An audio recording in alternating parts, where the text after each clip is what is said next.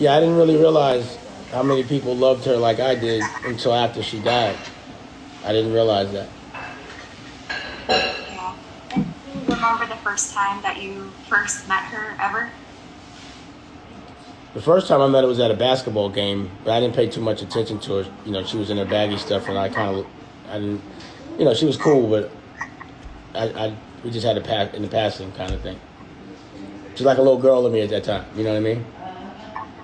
Yeah. But then I That met makes her at sense. then I ran into her at my accountant's at the time.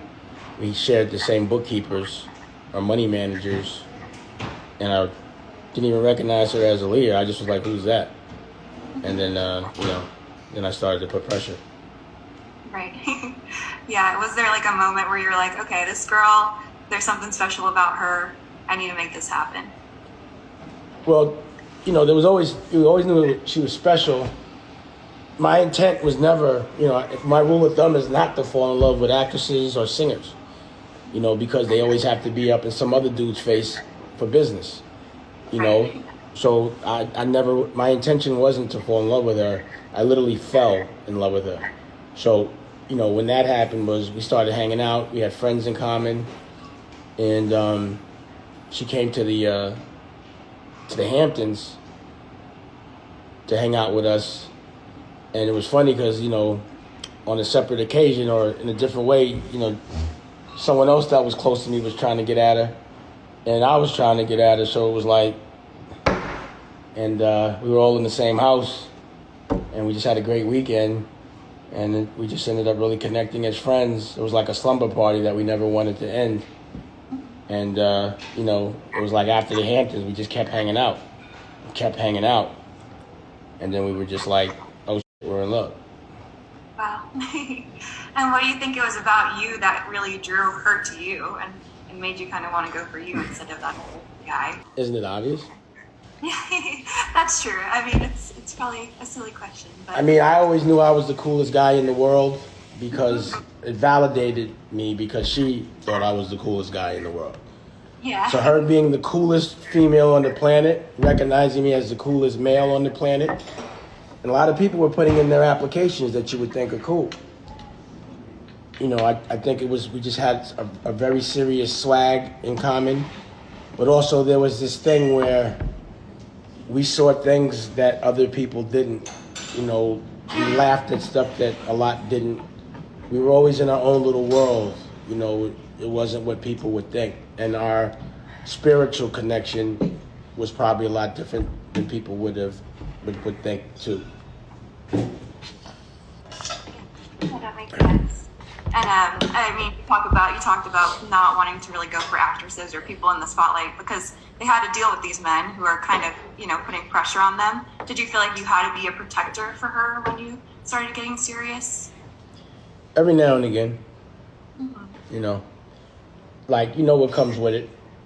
But you just again when two people have careers that are on full tilt, they don't get to spend that much time together unless their careers are in the same exact business. So that's why moving forward in my relationships, I always would be in business with the person I'm with so that we could be together all day. You know what I mean? So, she always had to be on the road or shooting a video or rehearsing or 4 months to shoot a movie. I always had other things to do, whether I was shooting movies or making music or, we always had different things in different places. I don't want to be in a relationship where our businesses take us and our dreams make it where we're not together a lot. Being with an artist means you're being with someone that's on the road 200 days out the year. That's 200 days you're going to miss them. So that's why now that I can control my environment and architect the way I move forward, every relationship I've had, my girl's been my partner. Yeah, I mean, that's got to be the best way because if you're not together, it's like how can you build that strong relationship, It's just, what is the relationship? Yeah. You know what I mean? Like, I want to be in a relationship so I could be with you every day, all day. When I'm in love, I'm in love. I'm obsessive compulsive. And I always wanted to be with her, and every second I wasn't, it was painful. Mm-hmm. And Yeah, again, even down to, the way she passed, you know, it was a situation where I was like, I wouldn't do it if I was you. And, you know, the business is what brought it down. Yeah. I mean, do you remember that moment? It must have been so tough when you got the news that the plane had crashed.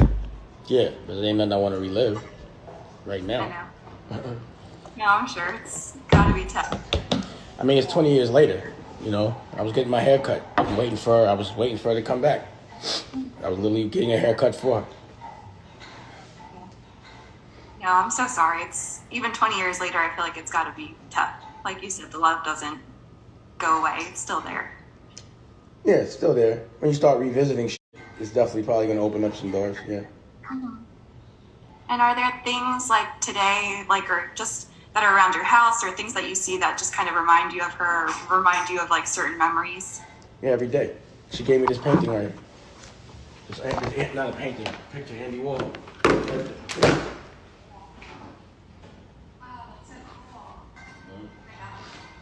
So I always keep that somewhere where I can see it. She gave that to me for my birthday. Because she know how much I love art. Mm-hmm. Oh, that's so special. It's so cool that you have that reminder. And, you know, before that, I think I saw that you had talked about getting married. Is that right? Is that how you kind of saw your futures going? Well, our thing was we had never got to spend a long period of time with each other. So it was like after she did one thing and I did another, we were like, let's just hang out for like a couple of months straight and let's see. And if that works out, then we were talking about moving forward. But yeah, the way we were in love, that was really what the trajectory of that relationship was looking like. Yeah. Mm-hmm.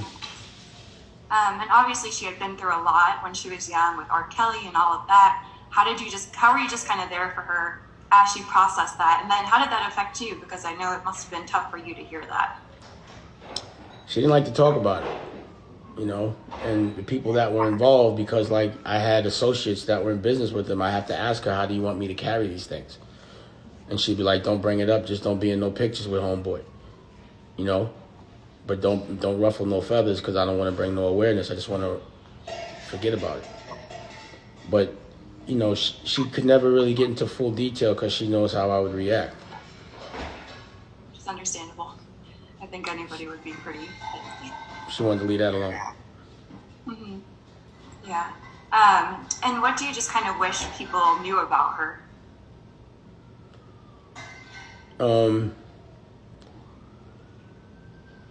That they don't know. Yeah, that maybe they don't know. You know, the things that people don't know, I'm cool with that. But I thought she gave a pretty, you know, a good, like what she projected to the world was pretty honest of who she was, and it wasn't anything where anyone had any misconceptions about her. They all knew she was sweet, beautiful, intelligent, worldly. What I wish is I'd love to have seen, you know, it was like her relationship, I mean, her career, even though it seemed like it was at its biggest, it was just starting based on the things that she had planned. So, and then also the direction of her music, you know, I was really curious to see how that was going to roll out. Yeah, no, definitely. It would have been interesting to see where her career would have gone. She'd have ran the world. Yeah, she would have been like superstar status these days. I mean, she was superstar status those days. So you can imagine what she'd have been these days, because she had a lot of cool things going on.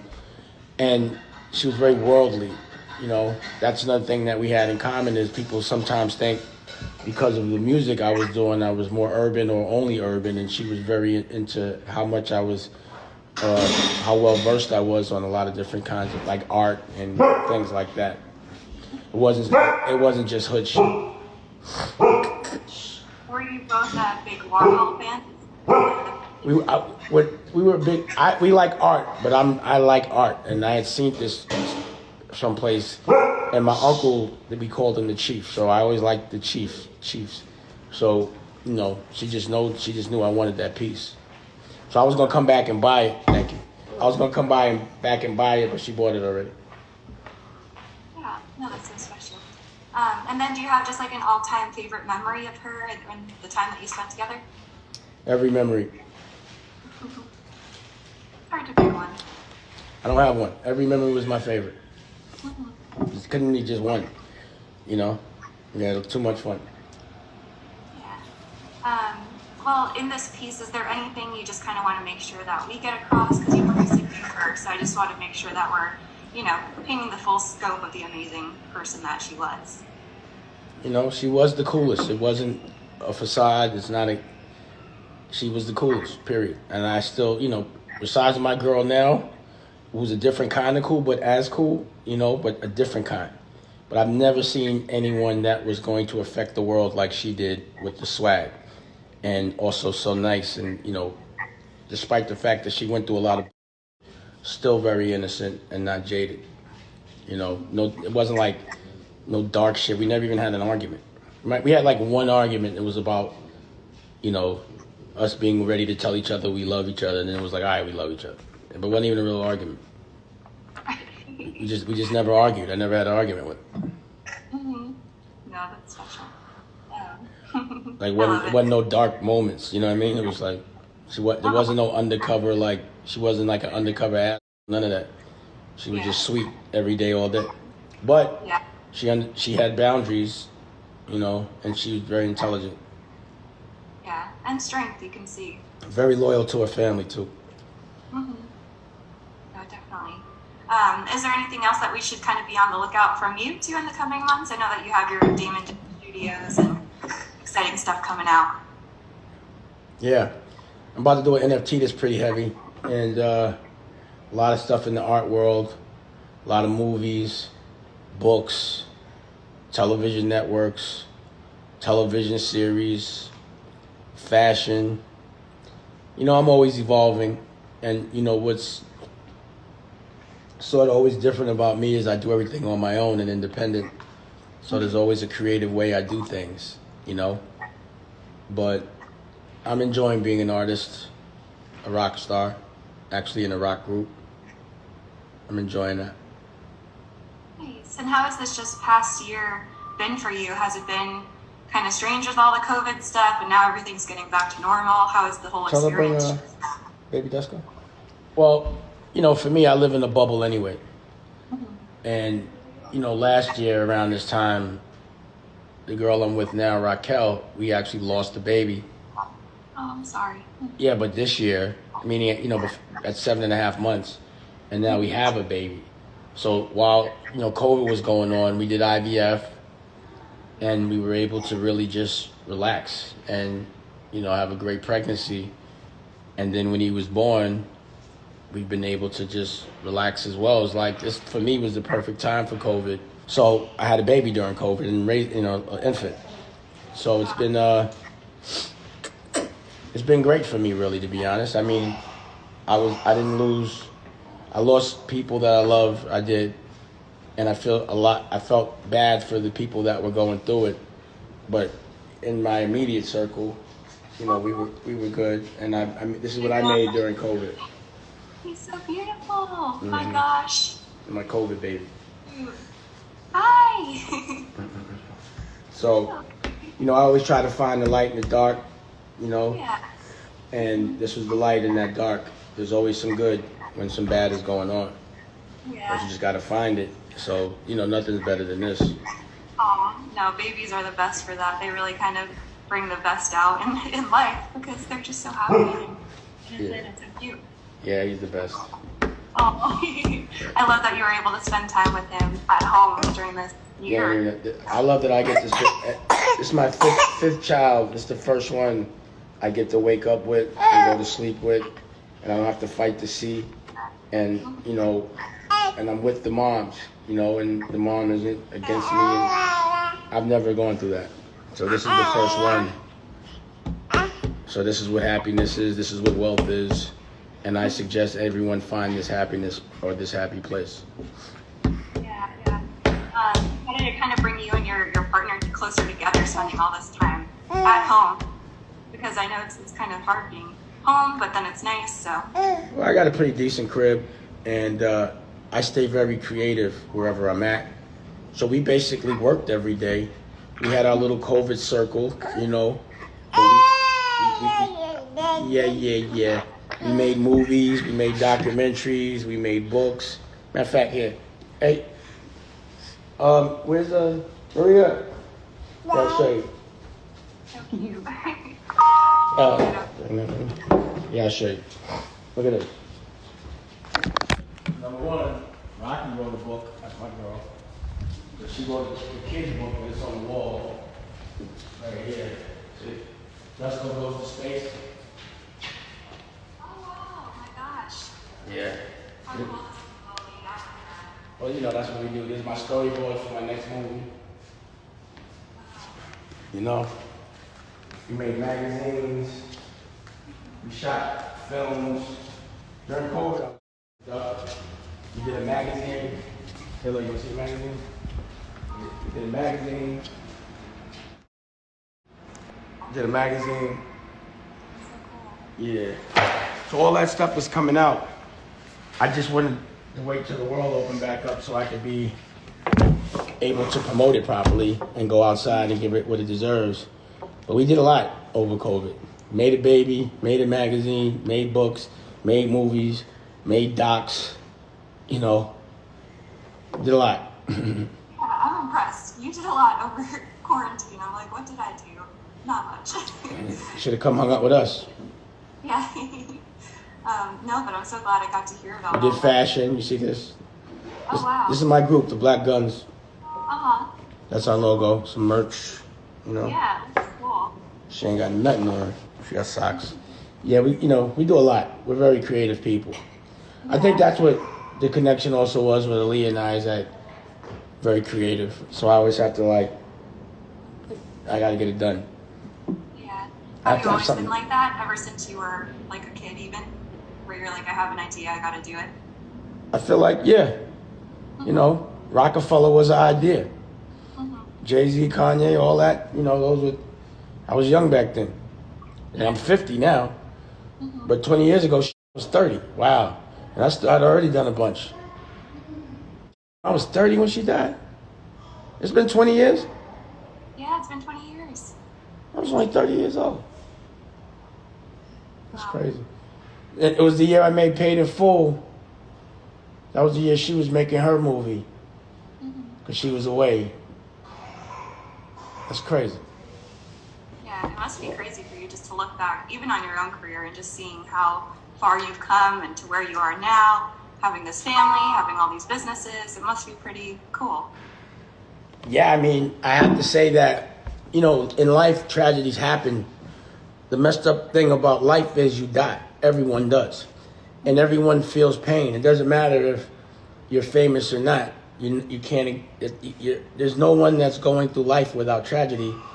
And, it's not really tragedy because it's normal. You know what I mean? You just, how you deal with it.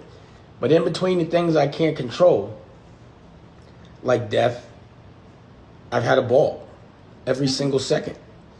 And when I reflect, I'm like, damn, I can't believe I'm 50 because I don't feel 50. You know what I'm saying? And I'm having so much fun. I remember when I was 30, 50 sounded like you're going to be cooked when you're 50. The girls might not like you anymore when you're 50. None of that's happened. And it seems like, and you're not tired. There's just more things that inspire me.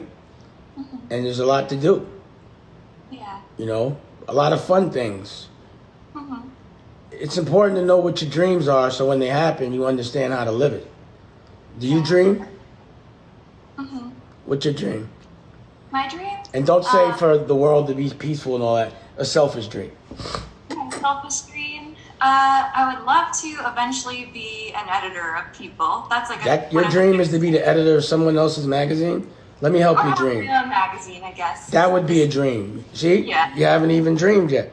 Let me give you a trick. Let me walk you to my bathroom. So you have to know you. Sorry, baby.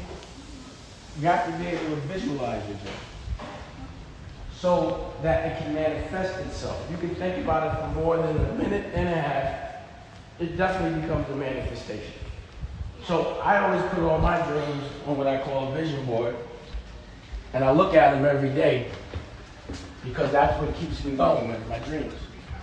So look, this is my toilet. Please excuse the Versace robes all over my bathroom. It's not on purpose. It just happens. But anyway, in my toilet, you See the dream, the vision board? Oh, wow. It's right there. Yeah, I see it. All type of So the secret is to always dream. You have to have one. And don't dream small. If you're dreaming about working for somebody, I want you to dream about being the boss. So that was the thing. Always dream. No, that's good advice. Yeah.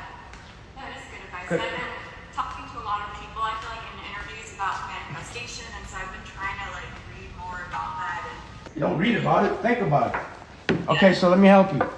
What does it look like in your dream that we just established, because you don't want to work for nobody? What does it look like when you have your own magazine? I guess Also, where are you living once you have your own magazine? What car are you driving?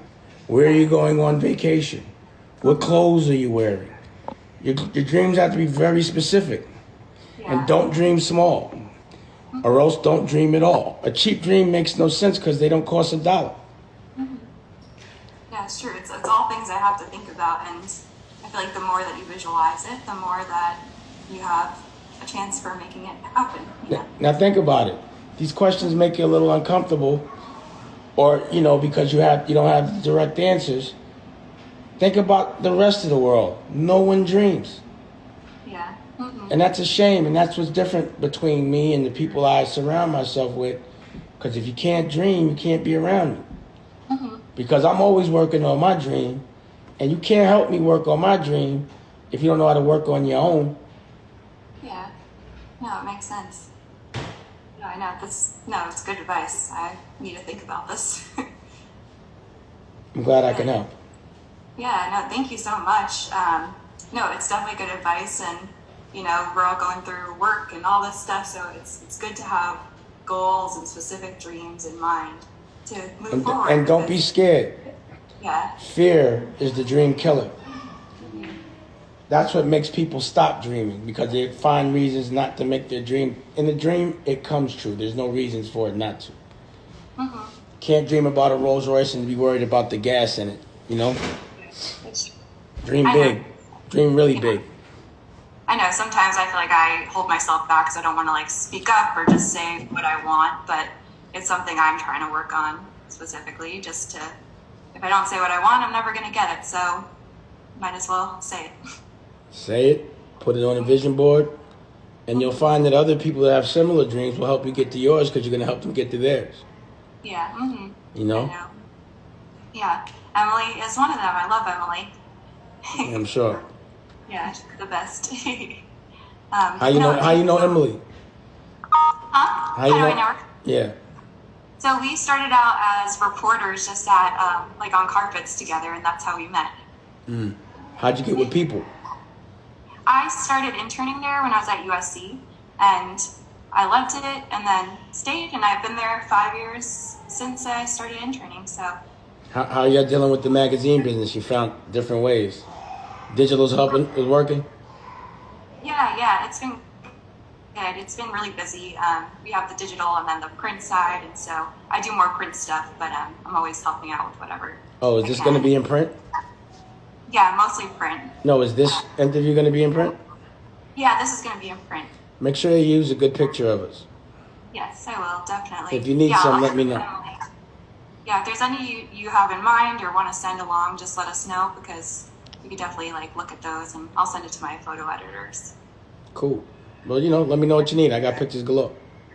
Cool. Okay, cool. No, that's great. I'm excited for it. I think it'll be a good tribute to her, and just kind of, remember her. Yeah. Actually, I got to go to storage. I got a lot of pictures that no one saw. Yeah, I'm sure. Yeah. Oh, well, thank you so much for taking the time. I loved getting to see your home and your vision board and your beautiful baby. I'm so happy for you. I always wondered, how come I haven't been on the cover for Sexiest Man Alive yet? Hey, I'll put in a good word for you. Y'all doing the world a disjustice. All right, well, y'all put John Legend on this. I will vouch for you, for sure. All right, let me know. All right, yes, I'll be in touch. Thank you so much. Look forward to it. Thanks, and thanks for the advice. I appreciate it. Anytime. Come Thank check me. you. Later, Emily. if you want another awesome video in our Black Excellence series, check out the video right there next to me. I think you'll enjoy it. Continue to believe, and I'll see you there.